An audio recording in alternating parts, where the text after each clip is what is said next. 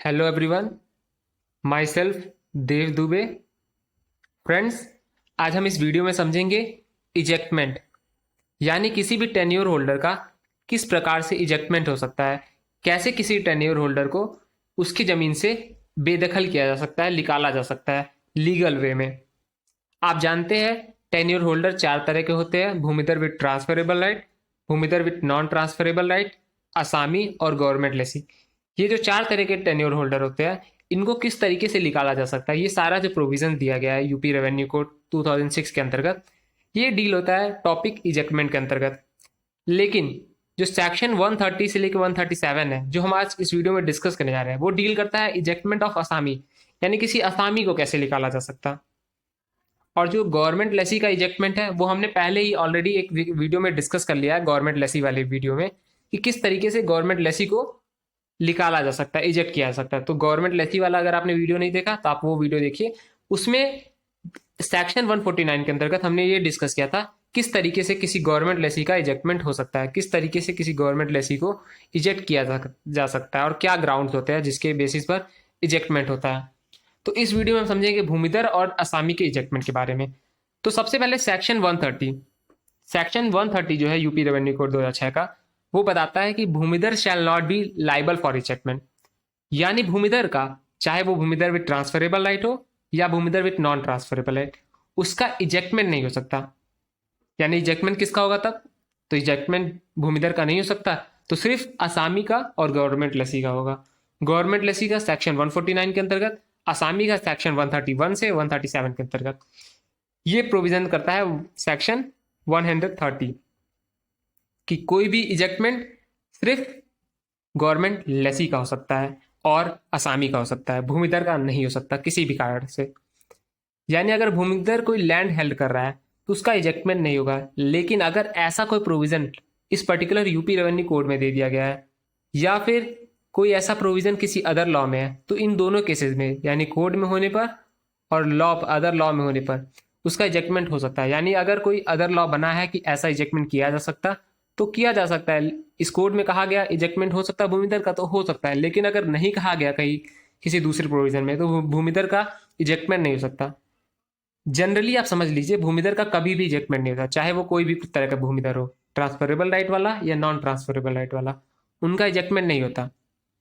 उनका होता है अबेंडमेंट। अबेंडमेंट हम अगले वीडियो में डिस्कस करेंगे। उसमें ये होता है कि अगर आपने 3 साल तक रेवेन्यू नहीं पे किया लैंड का, या फिर आप 3 साल तक उस लैंड पर एग्रीकल्चर नहीं करते हैं, ठीक है, खेती नहीं करते, तो इन दोनों केसेस में जो कलेक्टर होता है उस लैंड को एक प्रॉपर प्रोसीजर के थ्रू, नोटिस देने के बाद सारे प्रॉपर प्रोसीजर के थ्रू, उस लैंड को अपने पास ले लेता है, उसको ट्रांसफर कर देता है ग्राम पंचायत को, अबेंडेड घोषित करके, यानी छोड़ा हुआ घोषित करके उसे स्टेट गवर्नमेंट के अंतर्गत ला देता है और ग्राम पंचायत को लैंड सौंप देता है उस भूमिधर का। लेकिन उसके लिए एक प्रॉपर प्रोसीजर है, वो हम आगे डिस्कस करेंगे उस पर्टिकुलर वीडियो में। लेकिन इस समय के लिए आप समझ जाइए कि भूमिधर का कोई भी इजेक्टमेंट नहीं हो सकता। तो इजेक्टमेंट होता किसका है? तो इजेक्टमेंट मैंने आपको बताया असामी का हो सकता है, गवर्नमेंट लेसी का हो सकता है। गवर्नमेंट लेसी का हमने ऑलरेडी डिस्कस किया है गवर्नमेंट लेसी वाले वीडियो में, जिसमें हमने सेक्शन 149 डिस्कस किया था। तो इस वीडियो में हम डिस्कस करेंगे सेक्शन 131। ये बात करता है suit for ejectment etcetera against असामी। यानी अगर आपको असामी को, किसी असामी जो टेन्योर होल्डर, उसे आपको निकालना है, उससे इजेक्ट करना है, तो आपको एक सूट फाइल करना पड़ेगा, केस फाइल करना पड़ेगा, वाद दाखिल करना पड़ेगा, तभी आप उसको इजेक्ट कर सकते हैं। अगर आप ऐसा कोई सूट फाइल नहीं करते, अगर आप ऐसा कोई वाद दाखिल नहीं करते, तो किसी भी असामी का इजेक्टमेंट नहीं हो सकता। तो सेक्शन 131 इसी की बात करता है कि कोई इजेक्टमेंट नहीं हो सकता जब तक आप सूट फाइल नहीं करते हैं उस पर्टिकुलर असामी के अगेंस्ट। और ये जो सूट है वो फाइल कौन करेगा, जो केस है वो दाखिल कौन करेगा? वो लैंड होल्डर कर सकता है, जिसकी जमीन है, जिसको असामी से को जिससे मिली हुई जमीन है, वो लैंड होल्डर कर सकता है। या फिर ग्राम पंचायत की जमीन है तो ग्राम पंचायत कर सकता है, ठीक है। यानी अगर आप केस फाइल करते हैं कि असामी को इजेक्ट कर दिया जाए, निकाला जाए, तभी आप किसी असामी को निकाल सकते हैं। और जो ये केस है, फाइल है, ये दो लोग कर सकते हैं, या तो लैंड होल्डर जिसकी जमीन है वो, या फिर ग्राम पंचायत की अगर जमीन है तो ग्राम पंचायत। तो अब सवाल उठता है कि किस ग्राउंड पर, यानी क्या कारण बताकर आप उसे इजेक्ट कर सकते हैं। कोई रीजन होना चाहिए जिसकी वजह से आप उसको निकाल रहे हैं, उसको बेदखल कर रहे हैं जमीन से। तो उसका रीजन हो सकता है 6, यानी टोटल 6 रीजन है जो दिए गए हैं सेक्शन 131 के अंतर्गत। अगर ये 6 रीजन के अलावा कोई रीजन है तो आप उसका इजेक्टमेंट नहीं कर सकते। ये 6 रीजन होना कंपलसरी है, मैंडेटरी है। यही 6 रीजन के ग्राउंड पर आप इजेक्टमेंट कर सकते हैं। तो जो ये 6 ग्राउंड दिए गए हैं उसे हम डिस्कस करते हैं। तो सबसे पहला जो ग्राउंड है वो है इंटरेस्ट एक्सटिंग्विश्ड, यानी जो उसका इंटरेस्ट था, जो उस पर्टिकुलर असामी का जो हित था, राइट्स थे, वो समाप्त हो गए। किसी भी तरीके से वो समाप्त हो सकते हैं। अगर किसी भी तरीके से उसका इंटरेस्ट एक्सटिंग्विश्ड हो गए, समाप्त हो गए, तो उसे इजेक्ट किया जा सकता है। क्योंकि अगर उसका कोई अधिकार ही नहीं उस लैंड के को लेकर, उस लैंड के रिस्पेक्ट में उसका कोई अधिकार नहीं है, तो एक तरीके से वो ट्रेसपासर हो जाएगा, तो आप उसे इजेक्ट कर सकते हैं। दूसरा जो क्राइटेरिया है, जो दूसरा ग्राउंड है, वो है पीरियड एक्सपायर और विल एक्सपायर, यानी जितने समय के लिए उसे जमीन दी गई है, जितने समय के लिए वो लैंड दी गई है, वो समय समाप्त हो गया, तो आप उसे इजेक्ट कर सकते हैं। या फिर वो समय समाप्त नहीं हुआ लेकिन समाप्त होने वाला है, एकदम करीब पहुंच गया समाप्त होने के, तो भी आप इजेक्ट कर सकते हैं। किस वजह से? कि समाप्त होने वाला है, और अगर ये एग्रीकल्चर कर देता है, इस पर खेती कर देता है, तो वो जमीन जो है वो खेती के जो क्रॉप्स होंगे उसके वजह से जो ओरिजिनल लैंड ओनर है, जो ग्राम पंचायत है या फिर जो लैंड होल्डर है, उसे मिल नहीं पाएगी, क्योंकि उसमें डिले होगा। जो क्रॉप्स लगे हुए हैं जब तक वो कटेंगे नहीं तब तक जो असामी है उस जमीन को छोड़ेगा नहीं, और अगर जमीन छोड़ता है तो फिर कंपनसेशन की बात आने लगेगी कि आपने उस पर क्रॉप्स लगाए हुए, क्रॉप्स का नुकसान हो रहा है, तो क्रॉप्स को लेकर एक डिस्प्यूट अराइज होगा। उस सिचुएशन से बचने के लिए चाहा जाए तो जो पीरियड एक्सपायर होने से पहले भी केस फाइल करके, सूट फाइल करके आसामी को इजेक्ट किया जा सकता है। तो यहां पर इंपॉर्टेंट रहता है कि एक्सपायर और विल एक्सपायर दोनों केसेस में उसे इजेक्ट किया जा सकता है। तो यह है दूसरा ग्राउंड। तीसरा ग्राउंड है एरियर ऑफ रेंट्स, यानी कुछ किराया बाकी है। आपको पता होगा असामी एक तरह का किराएदार होता है। आप उस जमीन को कुछ रेंट पर देते हैं और वो उस पर एग्रीकल्चर करता है। अगर कुछ किराया बाकी है और वो नहीं दे पाया, कुछ साल तक नोटिस देने के बाद भी नहीं दे पाया, तो आप उसे इजेक्ट कर सकते हैं, निकाल सकते हैं। इसी प्रकार से अगर उसने लैंड का कोई अदर पर्पस के लिए यूज किया, अदर पर्पस के लिए यूज किया मतलब आपको पता होगा असामी जो लैंड है वो सिर्फ एग्रीकल्चर पर्पस के लिए यूज कर सकता है, उसके पास सिर्फ राइट है एग्रीकल्चर पर्पस के लिए, इसके अलावा कोई अदर पर्पस के लिए वो यूज नहीं कर सकता, उस पर घर नहीं बनवा सकता, प्लॉटिंग नहीं कर सकता। तो अगर ऐसा कुछ करता है तो उस सिचुएशन में भी उससे जमीन ली जा सकती है, उसे इजेक्ट किया जा सकता है उस जमीन से। इसी प्रकार से अगर वो ट्रांसफर करने का कोशिश करता है, फिर ट्रांसफर कर देता है पूरे लैंड को या फिर कुछ पार्ट ऑफ लैंड को किसी भी व्यक्ति को, तो उसे इजेक्ट किया जा सकता है। ये भी वायलेशन हो जाएगा उस पर्टिकुलर टर्म कंडीशन पर जिस पर उसे लैंड दी गई है। असामी का ये राइट नहीं है कि वो ट्रांसफर कर पाए। असामी के पास ना ट्रांसफर करने का अधिकार होता है, ना ही उस पर्टिकुलर लैंड को दूसरे किसी पर्पस के लिए यूज करने का अधिकार होता है, एक्सेप्ट एग्रीकल्चर पर्पस। तो ये 5 ग्राउंड है। जो आखिरी ग्राउंड है वो इंपॉर्टेंट है, वो समझने वाली बात है। आखिरी ग्राउंड कहता है लैंड होल्डर डिसेबिलिटी सीजेस, यानी जो लैंड का होल्डर है, जो लैंड का ओरिजिनल मालिक है, जिससे असामी को वो लैंड मिली हुई है, असामी ने जिससे वो लैंड ली है, चाहे वो ग्राम पंचायत हो या फिर कोई थर्ड पर्सन हो जिससे वो जमीन मिली हुई है, अगर वो डिसेबल था, किसी वजह से उसको डिसेबिलिटी थी कोई, ठीक है, उसका चल फिर नहीं पा रहा था, कोई बीमारी थी, अगर वो डिसेबिलिटी समाप्त हो जाती है, ठीक है, और उस डिसेबिलिटी की वजह से उसने जमीन दी थी असामी को और डिसेबिलिटी समाप्त हो जाती है और वो चाहता है कि वो जमीन उसे वापस मिल जाए और वो उसे पर्सनल कल्टीवेशन में लाएगा, यानी वो खुद खेती करेगा। या खुद खेती करने का मतलब होता है खुद भी कर सकता है, अपने प्राइवेट लेबर हायर करके भी करा सकता है। तो अगर किसी भी तरीके से पर्सनल कल्टीवेशन में लाने को वो तैयार है जो लैंड होल्डर है, तो ऐसे केसेस में अगर वो डिमांड करता है तो असामी को वो जमीन वापस करनी पड़ेगी और असामी को इजेक्ट किया जा सकता है। तो ये 6 ग्राउंड है जिसके बेसिस पर असामी को इजेक्ट किया जा सकता है। तो हम सेक्शन 131 में कुछ और प्रोविजन को डिस्कस करेंगे जो डील करता है suit for ejectment etcetera against असामी को। इसके रिगार्डिंग कुछ और प्रोविजन दिए गए हैं कुछ सब सेक्शन में। तो सबसे पहले जो हमने डिस्कस किया कि आपको इजेक्ट करने के लिए एक सूट फाइल करना पड़ेगा। उस सूट फाइल में 6 ग्राउंड होने चाहिए। ये सारी बातें तो ठीक है, अपनी जगह है, लेकिन एक बुनियादी सवाल उठता है, क्या आपको नोटिस देने की आवश्यकता है आसामी को? क्या आप नोटिस देंगे आसामी को कि आपको मैं इजेक्ट करने जा रहा हूं? तो इसका जवाब है नहीं, कोई नोटिस की जरूरत नहीं है। बिफोर फाइलिंग सूट, आपको वाद दाखिल करने से पहले, केस फाइल करने से पहले आसामी को कोई नोटिस देने की आवश्यकता नहीं है कि आप जमीन खाली करें। बिना नोटिस दिए भी आप डायरेक्टली कोर्ट में फाइल कर सकते हैं सूट, केस फाइल कर सकते हैं कि इन्हें इजेक्ट कर दिया जाए, निकाल दिया जाए। हालांकि जब आप केस फाइल करेंगे तब एक प्रॉपर नोटिस जाएगी कोर्ट के द्वारा आसामी को कि आपको इजेक्ट करने का सूट फाइल हुआ है, आपका क्या जवाब है, इस पर उत्तर दीजिए, रीजंस बताइए, ऑब्जेक्शन हो तो उसे रेज कीजिए, तो वो सारी प्रॉपर नोटिस जाएगी। लेकिन शुरुआत में आपको केस फाइल करने से पहले कोई नोटिस देने की आवश्यकता नहीं है। इसी तरीके से सेक्शन 131 में यह भी बताया गया कि अगर कोई लैंड होल्डर है जो इजेक्टमेंट का सूट फाइल कर रहा है, यानी आप एक वाद दाखिल कर रहे हैं किसी आसामी को निकालने के लिए, तो आप उसके साथ साथ कुछ क्लेम है, अगर एरिया ऑफ रेंट्स है तो उसे भी क्लेम कर सकते हैं उस पर्टिकुलर सूट में ही। यानी आप एक केस फाइल कर रहे हैं, वाद दाखिल कर रहे हैं कि आप इस आसामी को निकाल दीजिए क्योंकि इसने मुझे किराया नहीं दिया, मेरा किराया नहीं दिया 3 साल से। तो ऐसे केसेस में जो एरियर ऑफ रेंट्स है वो भी मांगे जा सकते हैं उसी पर्टिकुलर केस में। आप उसके लिए अलग से केस फाइल नहीं करेंगे, जो उधार बाकी, जो किराया बाकी वो आप मांग सकते हैं। या फिर हो सकता है आप उसको सू कर रहे हैं एरियर ऑफ रेंट के लिए, किराए के लिए सू कर रहे हैं कि आप इन्हें निकालिए मत, लेकिन बस मेरा किराया दिलवा दीजिए, मेरा किराया इन्होंने नहीं दिया, सिर्फ मुझे किराया दिलवा दीजिए, ये रहने दीजिए, मुझे इनसे कोई प्रॉब्लम नहीं है, ये इजेक्ट मत कीजिए, बस मेरा किराया दिलवा दीजिए। तो दोनों तरीके से हो सकता है, चाहे आप इजेक्ट करने के साथ साथ क्लेम मांग सकते हैं या फिर सिर्फ क्लेम मांग सकते हैं। ये दोनों पॉसिबल है सेक्शन 131 के अंतर्गत। तो जब सेक्शन 132 को हम डिस्कस करेंगे तो एक तरीके से राइट देता है आसामी को, यानी कुछ अधिकार है जो आसामी को मिले हुए हैं। जब आप उसे इजेक्ट करेंगे तो आसामी के पास कुछ अधिकार है। वो अधिकार क्या है? Right to crops and trees. क्योंकि हम जानते हैं आसामी एक एग्रीकल्चर लैंड को होल्ड करता है, तो उस पर जाहिर सी बात वो खेती करेगा। खेती करेगा तो कुछ उसके क्रॉप्स होंगे जो वो बोएगा, जो जमीन पर एग्रीकल्चर प्रोड्यूस लगाएगा, जो ट्रीज लगाएगा, उसको कलेक्ट करने का, गैदर करने का उसका अधिकार सेक्शन 132 में दिया गया।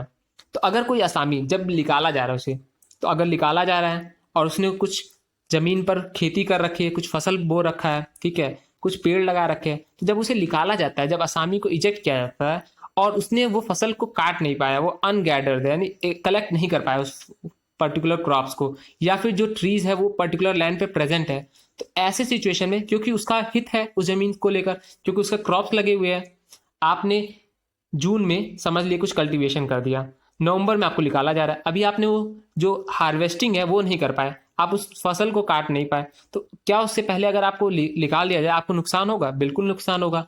ठीक है, तो आपको वो फसल मिलनी चाहिए क्योंकि आपकी मेहनत है वो। तो ऐसे केसेस में सेक्शन 132 जो है वो कुछ राइट्स प्रोवाइड करता है आसामी को। वो कहता है कि अगर आसामी को निकाला जा रहा है और कुछ क्रॉप्स है जो अनगैदर्ड है, यानी इकट्ठे नहीं किए गए हैं, या फिर कुछ ट्रीज है, तो ऐसे केसेस में कोर्ट क्या करेगा? क्योंकि केस फाइल हो रहा है तो कोर्ट ही डिसीजन देगा कि ऐसे केसेस में क्या होना चाहिए। तो कोर्ट दो चीजें कर सकता है। पहला, अगर जो क्रॉप की वैल्यू है, यानी जो टोटल वैल्यू है क्रॉप की, वो इक्वल है या फिर मोर देन ड्यू, यानी जो आसामी को पैसे देने हैं उस पर्टिकुलर लैंड होल्डर को, पर्टिकुलर लैंड होल्डर जिसे डिक्री होल्डर कहेंगे क्योंकि उसके फेवर में ही डिक्री पास होगी, इसलिए उसे डिक्री होल्डर भी कहेंगे। तो अगर कुछ रेंट जो बाकी है, जो ड्यू बाकी है, वो ज्यादा है या फिर बराबर है उस पर्टिकुलर वैल्यू ऑफ क्रॉप के, आप ऐसे समझिए, अगर उस जमीन पर 10,000 रुपए के फसल लगे हुए हैं, 10,000 रुपए के आलू की मान लीजिए खेती है, तो 10,000 रुपए की आलू लगी हुई है, ठीक है, और जो आसामी को लैंड का रेवेन्यू है, जो लैंड का ड्यू है पर्टिकुलर लैंड होल्डर को देने के लिए, वो भी 10,000 है या फिर 11,000 है, तो ऐसे केसेस में जब इक्वल हो या फिर उससे ज्यादा हो पर्टिकुलर लैंड की जो ड्यू है आसामी को जो देनी है उस पर्टिकुलर डिक्री होल्डर को, तो ऐसे केसेस में कोर्ट क्या कहेगी? जो भी जमीन रहेगी वो पर्टिकुलर डिक्री होल्डर को दे देगी। ठीक है, डिक्री होल्डर कौन होगा? वो ग्राम पंचायत भी हो सकती है, वो लैंड होल्डर भी हो सकता है। और जो भी राइट्स होंगे आसामी के उस पर्टिकुलर लैंड को लेकर, उस पर्टिकुलर क्रॉप्स को लेकर, उस पर्टिकुलर ट्रीज को लेकर, सारे राइट्स किसके पास आ जाएंगे? डिक्री होल्डर के पास। और कोई भी राइट्स नहीं बचेगा आसामी के पास, यानी आसामी ना क्रॉप ले सकता ना जमीन ले सकता, क्योंकि उसको देना ही है, उससे जितने की फसल नहीं है उससे ज्यादा की तो उसका उधार है। वो जब पैसे देगा तब ना, तो यहाँ सरकार वो गौर कोर्ट कहेगी नहीं, आपको पैसे देने की जरूरत नहीं है, आप फसल मत लीजिए, ये फसल खुद लेंगे, जमीन भी खुद लेंगे, फसल काट के बेच देंगे, इनकी मर्जी है, यानी एक लैंड भी इनका, क्रॉप भी इनका, क्योंकि आपके पास इतना ड्यू, आप ड्यू मत दीजिए। इसी तरीके से दूसरा क्या हो सकता है? दूसरा हो सकता है जो क्रॉप्स की वैल्यू है वो लेस है, यानी आसामी को 1,000 रुपए देने थे, लैंड होल्डर को क्रॉप्स 10,000 के लगे हुए हैं, ये भी हो सकता है, 10,000 रुपए के क्रॉप्स लगे हुए और 1,000 रुपए सिर्फ देने हैं। तो ऐसे में जो कोर्ट है वो कहेगी,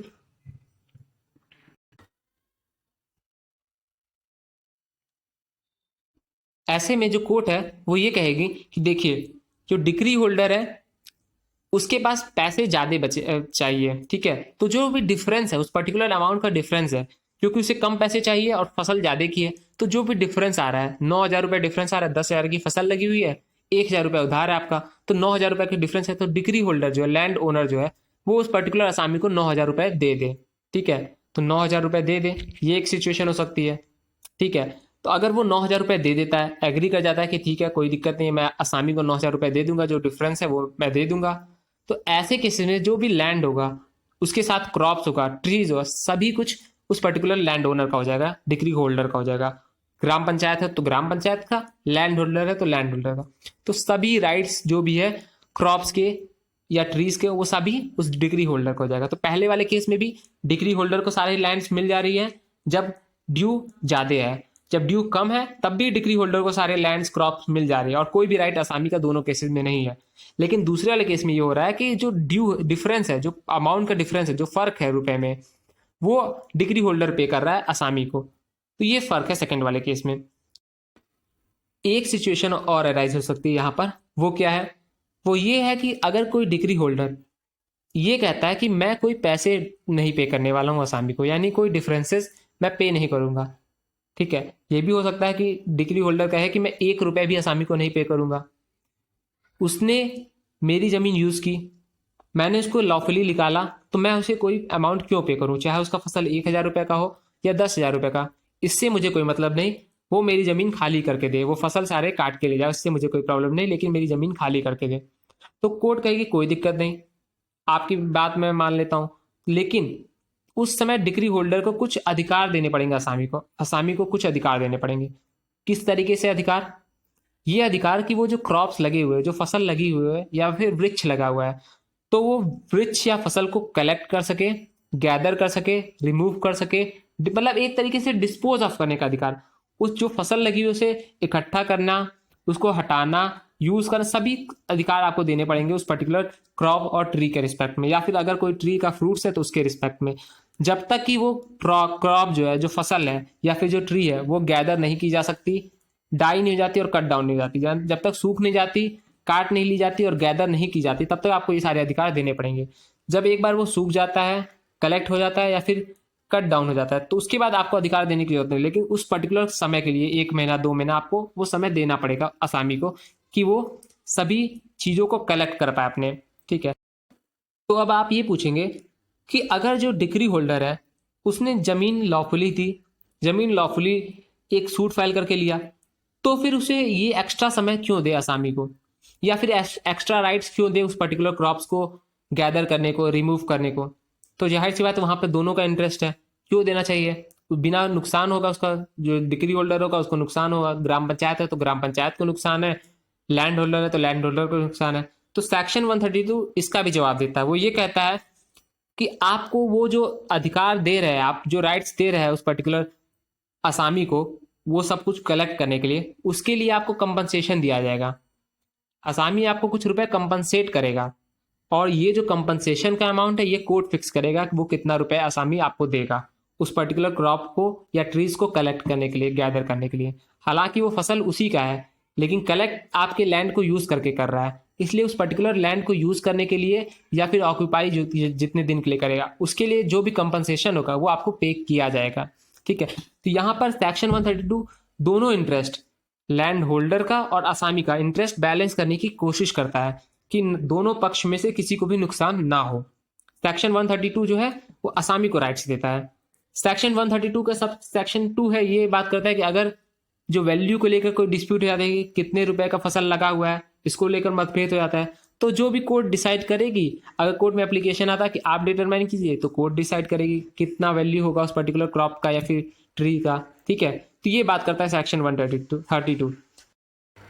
सेक्शन 133 कुछ अधिकार देता है उस पर्टिकुलर लैंड होल्डर को, उस पर्टिकुलर ग्राम पंचायत को जिसकी जमीन असामी होल्ड कर रहा है, जिसके जमीन पर वो एग्रीकल्चर कर रहा है, वो ग्राम पंचायत या लैंड होल्डर उस पर्टिकुलर असामी को निकालने के बजाय इजेक्ट करने के अलावा क्या कर सकती है, हो सकता है वो इजेक्ट ना करे, वो एक केस फाइल कर दे कोर्ट में। कौन सी कोर्ट में, सब डिविजनल अफसर की कोर्ट में, एसडीओ की कोर्ट में, सब डिविजनल अफसर की कोर्ट में वो एक केस फाइल करे और ये कहे कि हमें इंजंक्शन की रेमेडी ग्रांट कीजिए, हमें इंजंक्शन दीजिए।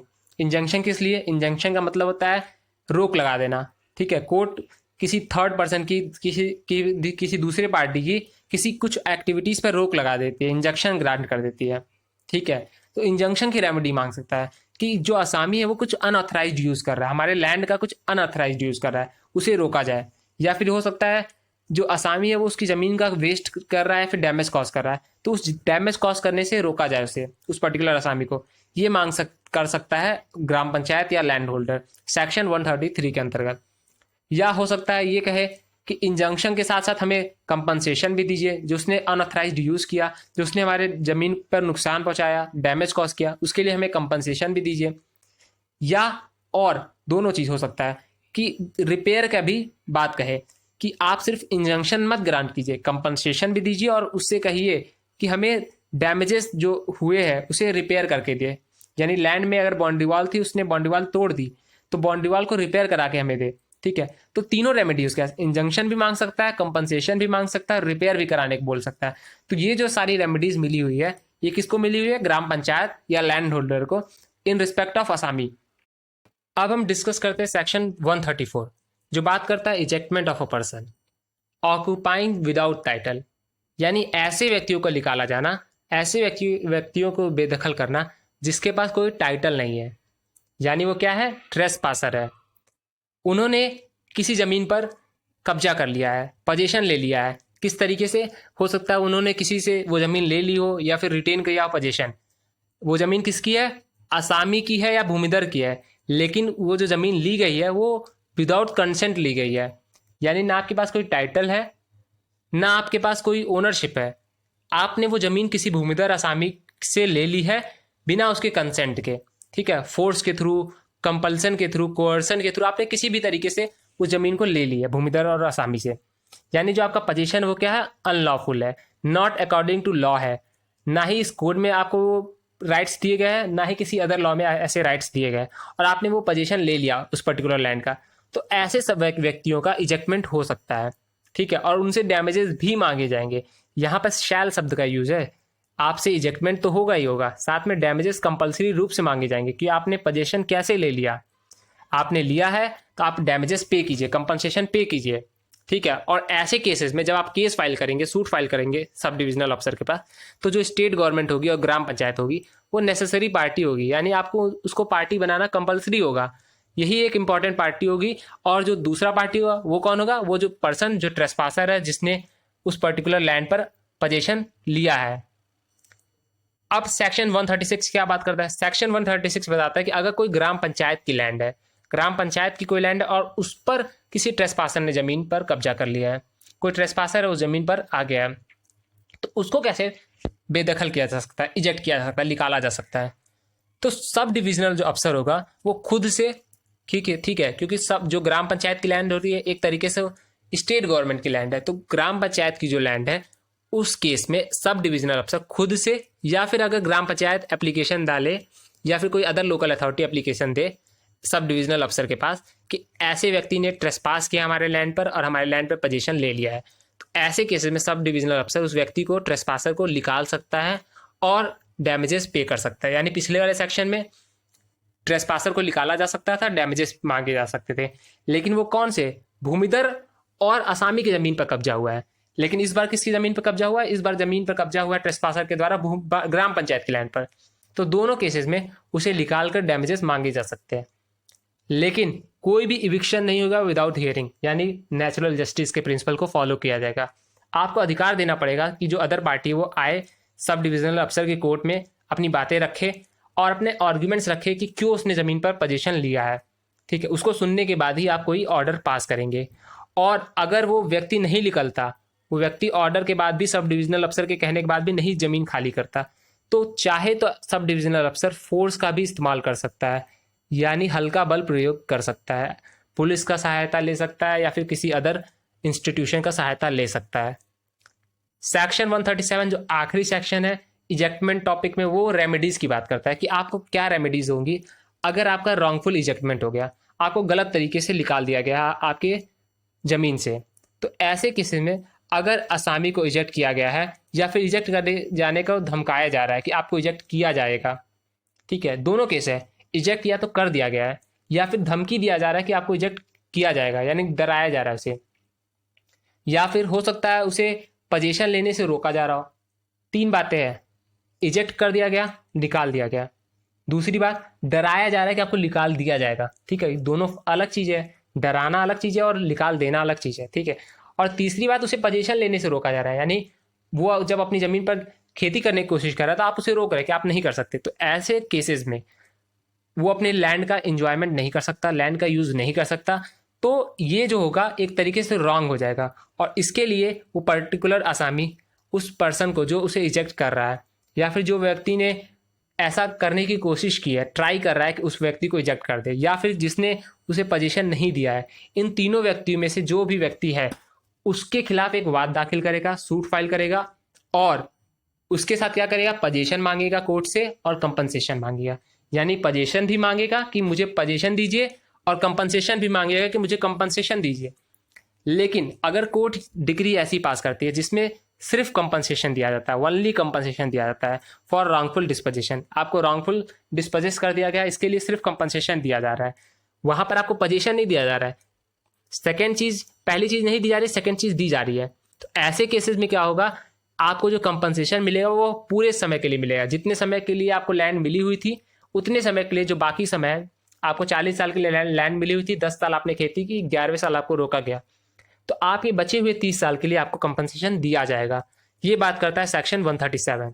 सो इस पूरे वीडियो में हमने समझा इजेक्टमेंट क्या होता है, इजेक्टमेंट किनका हो सकता है, आसामी का हो सकता है और गवर्नमेंट लेसी का हो सकता है। गवर्नमेंट लेसी का सेक्शन 149 के अंतर्गत हो सकता है, जो हमने गवर्नमेंट लेसी वाले वीडियो में डिस्कस किया था। इस वीडियो में हमने समझा आसामी का कैसे इजेक्टमेंट हो सकता है, सेक्शन 131 से लेकर 137 तक। रेमेडीज को देखा, ग्राम पंचायत के लैंड पर ट्रेसपासर का और ट्रेसपासर का अधिकार किस तरीके से, भूमिधर और आसामी के खिलाफ क्या रेमेडीज है उसे हमने समझा। साथ ही साथ हमने ये भी देखा कि किसी भी भूमिधर, चाहे वो ट्रांसफरेबल राइट हो, नॉन ट्रांसफरेबल राइट हो, उसका इजेक्टमेंट नहीं हो सकता। तो इस वीडियो में हमने सारी बातें डिस्कस की इजेक्टमेंट को लेकर। This is all from my side, thank you. अगर आपको हमारा वीडियो पसंद आए तो प्लीज़ चैनल को सब्सक्राइब करें, वीडियो को लाइक करें, शेयर करें और अपने फ्रेंड्स में इस पर्टिकुलर टॉपिक को सर्कुलेट करें। और अगर आपकी कोई क्यूरी है तो आप कमेंट बॉक्स में लिख सकते हैं। Thank you, this is all from my side.